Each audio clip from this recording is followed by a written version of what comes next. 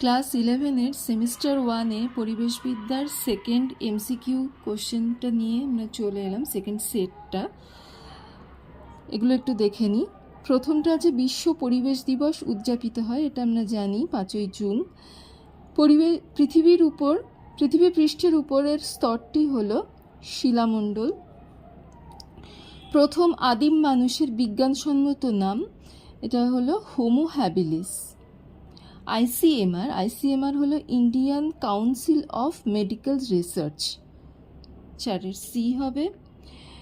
মোটরের ধোঁয়া থেকে নির্গত হয়, এগুলো সবই নাইট্রোজেনের অক্সাইড, লেড, কার্বনের অক্সাইড, সালফারের অক্সাইডস, এ আর বি সবই হবে।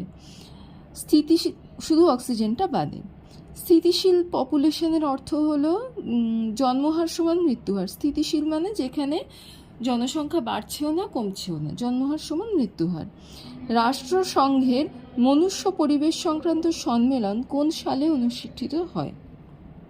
এটা হলো স্টকহোম সম্মেলনটা 72-তে। প্রদত্ত কোনটি জলবাহিত রোগ নয়? কি আছে?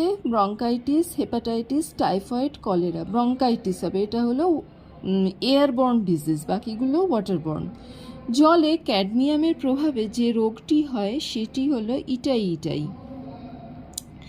10-এর এটা কি দেখি, মনুষ্যসৃষ্ট পরিবেশ বিপর্যয় হলো পারমাণবিক বিস্ফোরণ। বাকিগুলো দেখো, ভূমিকম্প, অম্লবৃষ্টি, অগ্ন্যুৎপাত, এগুলো সব পরিবেশ থেকেই হয়। অম্লবৃষ্টিটা কিছুটা মনুষ্য সৃষ্ট, কিন্তু অম্লবৃষ্টি এমনিও হতে পারে বিভিন্ন কারণে। সালফার ডাইঅক্সাইড, নাইট্রোজেনের অক্সাইড যদি বাতাসে এসে যায়। 11টা দেখি, ভার্মি কম্পোস্ট তৈরি করতে লাগে কেঁচো। ইউরেনিয়ামের পারমাণবিক সংখ্যা হলো 235। বাম স্তম্ভ, ডান স্তম্ভ। জমির উর্বরতা বৃদ্ধির সহায়ক, এটা হলো জৈব বর্জ্য হবে, তাহলে 1-এর ডি। গরুর দুধে প্রাপ্ত কীটনাশক পাওয়া গেছিল ডিডিটি। চিকিৎসা কেন্দ্রের বর্জ্য পদার্থ হলো ইঞ্জেকশন সিরিঞ্জ, আর গ্রিন হাউস গ্যাস হলো CO2। তাহলে এগুলো যদি আমরা দেখি তাহলে 13-র 1-এর হলো ডি, তাহলে 13-র ডি হবে এই অপশানটা। তারপরে 14টা দেখি, বিবৃতি বলেছে স্ট্র্যাটোস্ফিয়ারকে শান্তমণ্ডল বলে, কারণ কি স্ট্র্যাটোস্ফিয়ারে মেঘ, ঝড়, বৃষ্টি দেখা যায় না। ঠিকই আছে, আর উভয়ই ঠিক, আর হলো এর সঠিক ব্যাখ্যা, ঠিক আছে। তারপর এটা দেখি, নিম্নলিখিত উপাদানগুলির মধ্যে কোনগুলি পরিবেশের অজৈব উপাদানকে নির্দেশ করে? অজৈব উপাদান হলো বায়ু, মাটি, জল, এগুলোই। এখানে প্রাণী আছে, দেখো প্রাণীটা অজৈব না, এখানেও প্রাণী আছে, এখানে অণুজীব আছে, যেটা প্রাণীর মধ্যেই পড়ে। তাহলে 15-র এ, বায়ু, মাটি আর জল অজৈব উপাদান। সবুজ বিপ্লবের মুখ্য উপকরণ সংক্রান্ত সঠিক বিকল্প। সবুজ বিপ্লবের ফলে উচ্চ ফলনশীল বীজ পাওয়া গেছিল, উন্নত জলসেচ, রাসায়নিক সার, রাসায়নিক কীটনাশক, এটাই হবে। বাকিগুলো এখানে দেখো দিয়েছে বিদ্যুতীকরণ, এটা নাই না, আধুনিক যন্ত্রপাতি, এগুলো না, প্রথমটাই হবে 16-রে। আচ্ছা, তারপরে 17 দাগ দেখি, প্রথম আদিম মানুষ থেকে আধুনিক মানুষের আবির্ভাবের সঠিক ক্রম।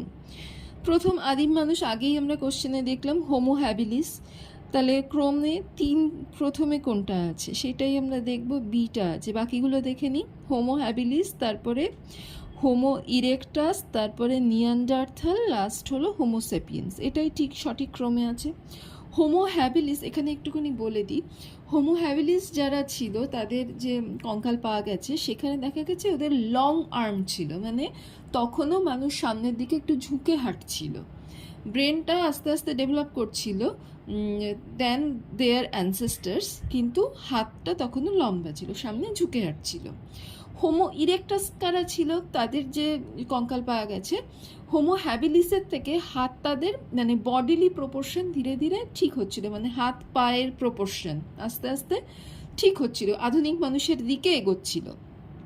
নিয়ান্ডারথাল কারা? নিয়ান্ডারথাল যখন এই মানুষেরা ছিল নিয়ান্ডারথাল যুগে, এরা মানে কোল্ড ওয়েদারের মধ্যে পড়েছিল, সেই জন্য ব্যারেল টাইপ বডি স্ট্রাকচার ছিল, মানে চওড়া টাইপ বডি স্ট্রাকচার ছিল নিয়ান্ডারথালদের। আর এখন আধুনিক মানুষ যারা আসছে তারা হলো হোমোস্যাপিয়েন্স থেকে এসছে। আমরা আমরা আমাদের বডি যদি আমরা পুরো মানে আগে হোমো হ্যাবিলিসের সাথে বা হোমো ইরেক্টাস বা নিয়ান্ডারথালের সাথে যদি তুলনা করি তাহলে অনেক স্লেন্ডার বডি হয়ে গেছে, সরু বডি হয়ে গেছে আমাদের। আচ্ছা, তারপরে হলো 18 দাগটা দেখি কি বলেছে।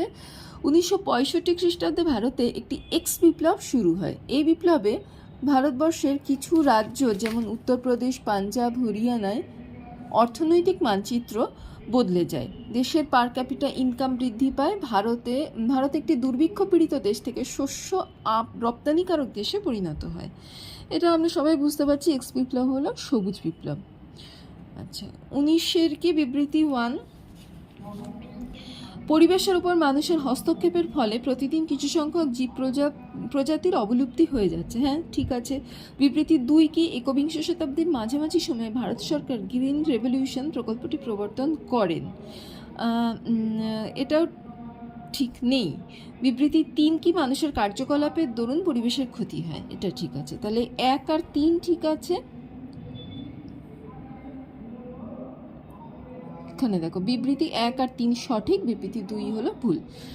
20 কি, পৃথিবী প্রাকৃতিক সম্পদে পরিপূর্ণ। প্রাকৃতিক সম্পদের সুবিশাল ভাণ্ডার জীববৈচিত্র্যের প্রতিটি সদস্যের চাহিদা মিটিয়ে চলেছে, অথচ মানুষ এক্সের স্বার্থে প্রতিনিয়ত এই প্রাকৃতিক পরিবেশকে বিপন্ন করে আসছে। এক্সটা কি? তাহলে এখানে দেখো সুস্থায়ী উন্নয়ন, স্থিতিশীল উন্নয়ন, শুধু উন্নয়ন।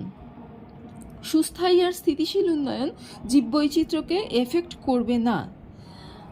তাহলে এখানে বলেছে এদেরকে ধ্বংস করছে, প্রতিনিয়ত প্রাকৃতিক পরিবেশকে বিপন্ন করছে, তার মানে শুধু উন্নয়ন হবে। এর ফলে সৃষ্টি হচ্ছে ওয়াইটা কি? ওয়াই এখানে দেখো দুটোতেই উন্নয়ন আছে। ওয়াই হলো গ্রিন হাউস এফেক্ট আর অ্যাসিড বৃষ্টি। উন্নয়নের ফলে গ্রিন হাউস এফেক্ট হচ্ছে। আর তারপরে কি, জেডের মতো বিশ্ব পরিবেশ এফেক্ট হচ্ছে। জেড হলো ওজোন স্তরের ক্ষয়। এখানে দেখো জেড বলেছে ওজোন স্তর গঠন তো হয় না, ক্ষয় হচ্ছে দিনকে দিন।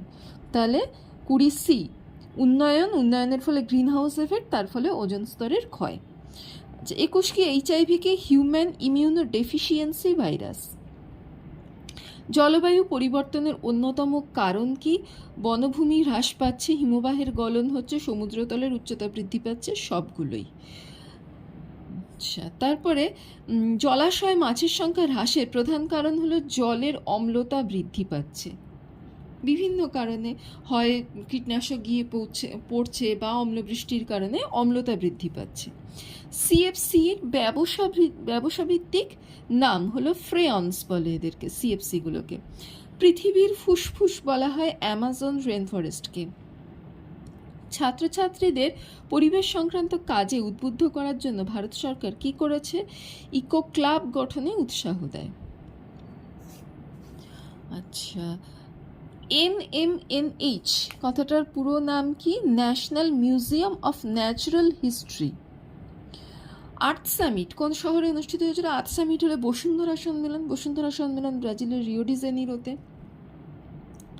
মরুভূমিকরণের গুরুত্বপূর্ণ কারণ জ্বালানি কাঠের জন্য বৃক্ষচ্ছেদন, চাষের জমি বৃদ্ধি, গবাদি পশুচারণ, সবগুলোই হবে। আচ্ছা, কিয়োটো প্রোটোকলের আলোচ্য বিষয় কি ছিল? গ্রিন হাউস গ্যাসের নির্গমন কমানো।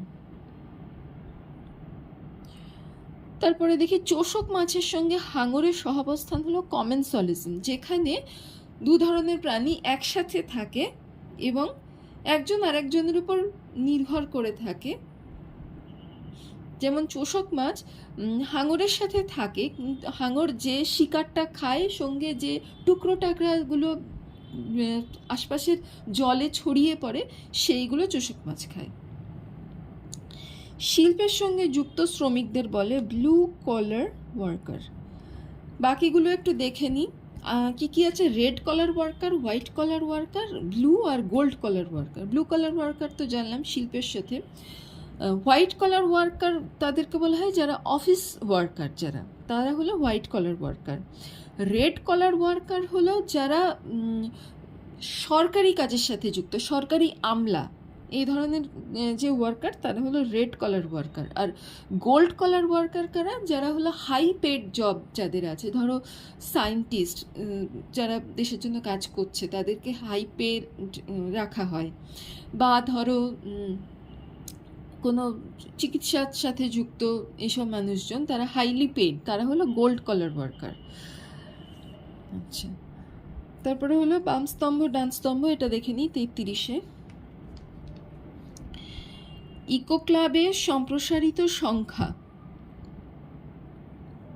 এটা হলো 72,000।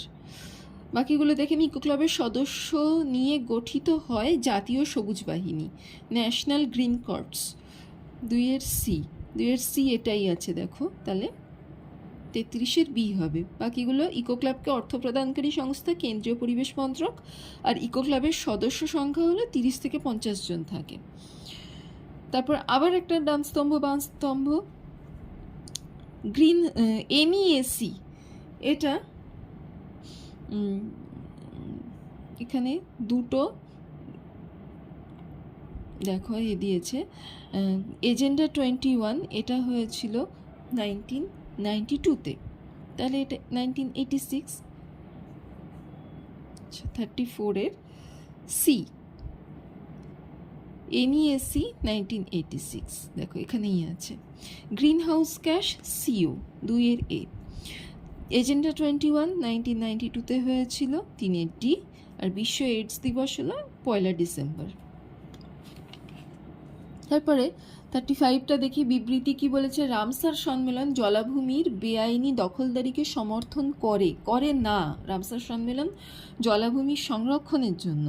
তাহলে এ তো প্রথমেই বুঝলাম যে ভুল। তারপরে কি? রামসার সম্মেলনের মূল লক্ষ্য হলো পৃথিবীর গুরুত্বপূর্ণ জলাভূমি সংরক্ষণ, এটা ঠিক আছে। তাহলে এ ভুল আর ঠিক। সালের নিরিখে সম্মেলনকে সাজাও। Montreal protocol, Stockholm, Copenhagen, IPCC। প্রথম হয়েছিল এদের মধ্যে স্টকহোম, তাহলে প্রথমে 2 আছে, দেখো সিতে 2 আছে, তাহলে এটা আগে দেখে নিই। স্টকহোম প্রথম হয়েছিল, তারপরে মন্ট্রিল প্রোটোকল, তারপরে IPCC, লাস্টে কোপেনহেগেন, এটাই হবে। প্রদত্ত চিত্রে জিজ্ঞাসা চিহ্নিত অঞ্চল, এগুলো কি দিয়েছে দেখি। পূর্ব কলকাতার জলাভূমি, লেক টাউন হ্রদ, চিল্কা হ্রদ, নল সরোবর। দেখো প্রত্যেকটা জলাভূমি নিয়ে দিয়েছে, তাহলে এগুলো রামসার সাইট। ভারতবর্ষে ভারত সরকার সর্বশিক্ষা অভিযান চালু করে 2001-এ। নিম্নলিখিত কোনটি গ্রিন টেকনোলজি বা সবুজ প্রযুক্তির সঠিক বক্তব্য? এটা কি? ছাত্রছাত্রীদের পরিবেশ সংরক্ষণ সম্পর্কিত না, গ্রিন টেকনোলজি ওটা না। ইকো ক্লাব না, মৌলের বৃদ্ধি না, গ্রিন হাউস গ্যাসের বৃদ্ধি মোকাবিলা করা হলো গ্রিন টেকনোলজির মূল লক্ষ্য।